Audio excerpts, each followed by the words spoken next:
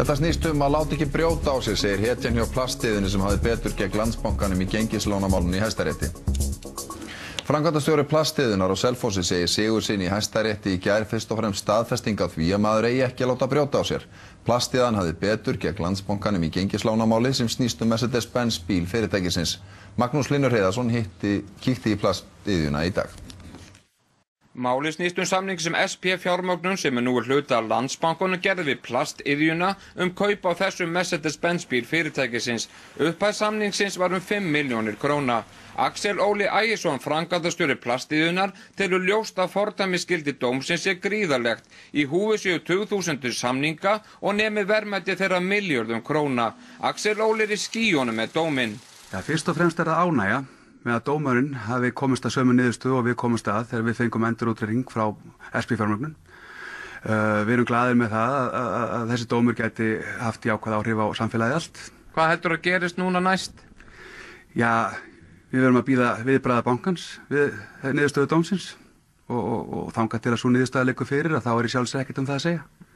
Axel Óli og aðrir starfsmenn Plastiðjunnar hafa fengið gríðarleg jákvæð viðbrögð við dómi Hæstaréttar.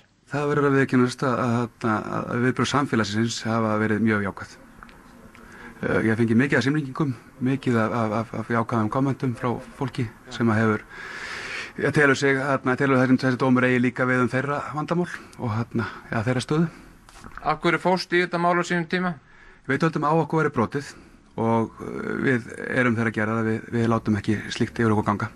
Snýst málið eingöngu Benz bílinn? Nei, þetta snýst það að láta ekki brjóta á sér.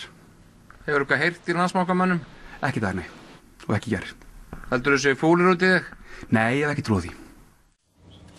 Og í tilkynningu frá Landsbankanum sem barst nú rétt fyrir fréttir segist bankinn fagna því að dómurinn liggi loksins fyrir og eyði þeirri óvissu sem hafi ríkt. Þá segir að bankinn hafi nú þegar hafið vinnu við að yfirfara endurreikning allra sambærilegra bílalána hjá bankanum. Það sem við eigi muni endurreikningurinn verða leiðréttur þannig að hann verði í samræmi við niðurstöðu dómsins. Ennfremur segir að þau lán sem þarfnist skoðunar vegna dómsins séu 30.000 talsins.